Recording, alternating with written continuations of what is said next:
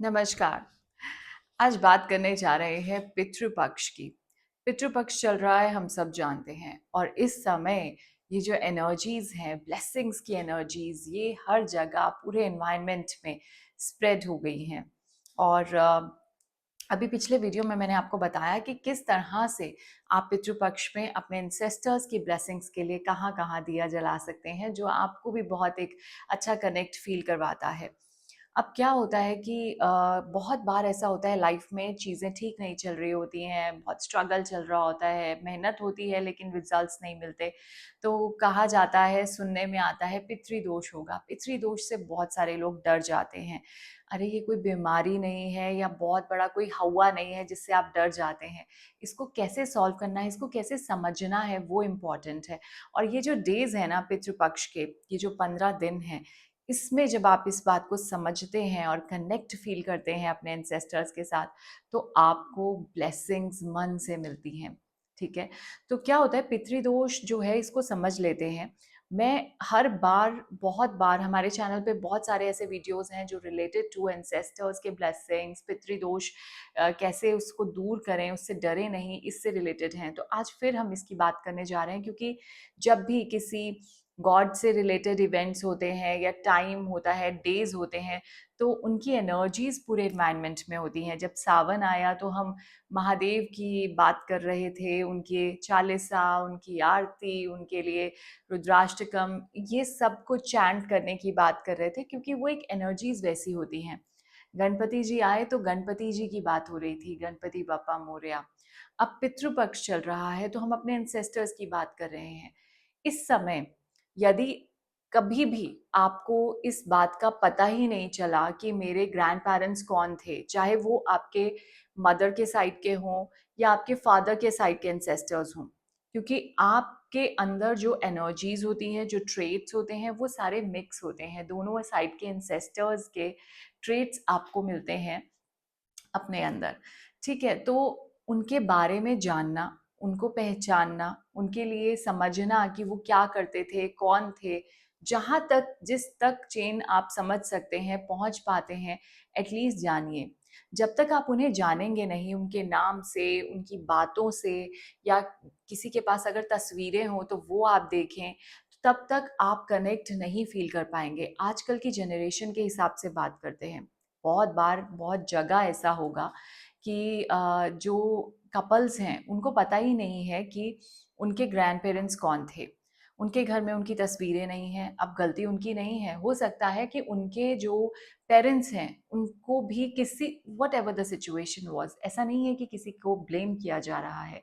शायद कभी किसी ने इतना ज़्यादा सोचा ही नहीं डीपली कि ये ज़रूरी है, ठीक है? उन्होंने कभी भी अपने घर में उनकी तस्वीर देखी ही नहीं।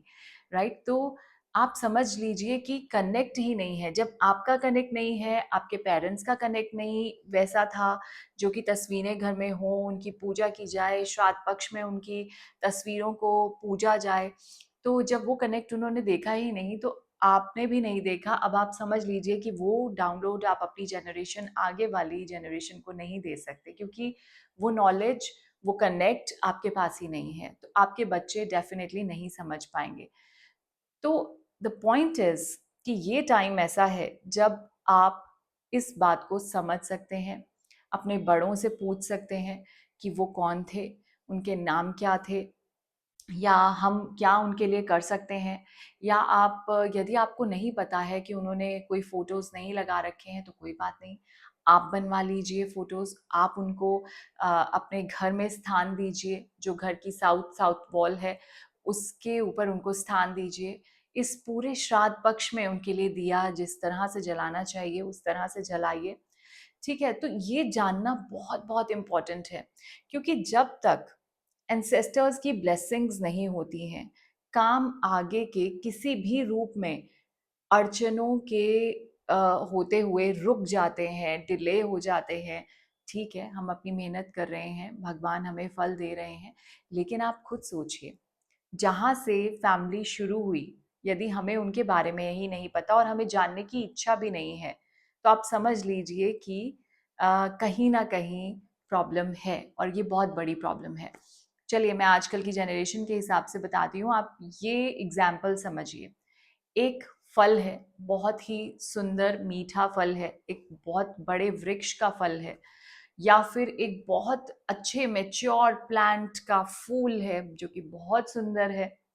ठीक है, अब वो सुंदर फूल है या जो फल है उसको बहुत अपने ऊपर घमंड होता है कि ये सब जो मेरा जो मीठापन है या मेरी जो सुंदरता है वो मेरी वजह से ही है, जो किया इसके लिए मैंने ही किया। और वो ये नहीं समझ रहा कि अगर उसका अस्तित्व है, उसका जो एग्जिस्टेंस है इस लाइफ में, वो कैसे है।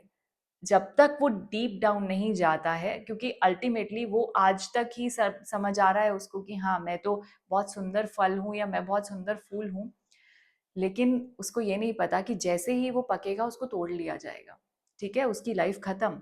लेकिन उसके आगे उसके और फल आएंगे उस पेड़ पे, और फूल आएंगे, लेकिन उसकी लाइफ तब तक है जब तक वो पक जाएगा।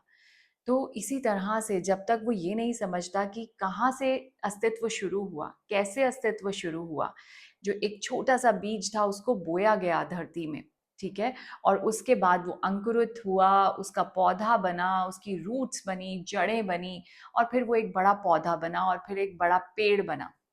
तो जब वो ये बोल देता है कि मुझे क्या मतलब है, जो जड़ें हैं वो तो जमीन के अंदर है, उसको किसने देखा, मुझे तो पता ही नहीं है।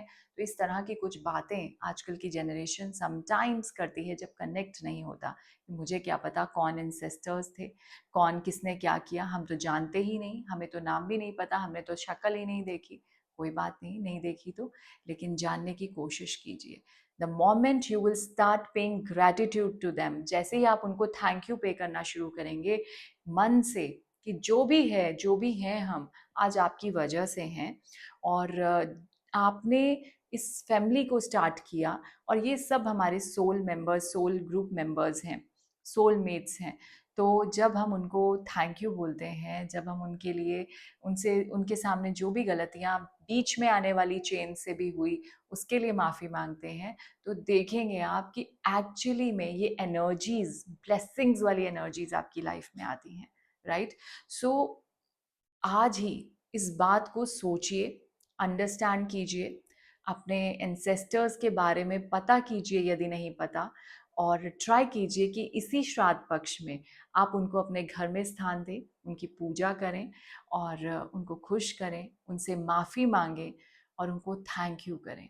तो आप देखेंगे कि आपकी लाइफ में चीज़ें एकदम से इंस्टेंटली ठीक नहीं होंगी, लेकिन धीरे धीरे धीरे उनकी जो विशेज़ हैं, उनकी जो ब्लेसिंग्स हैं आपको लगनी शुरू हो जाएंगी, और आपको चीज़ें बेटर होती नज़र आएंगी।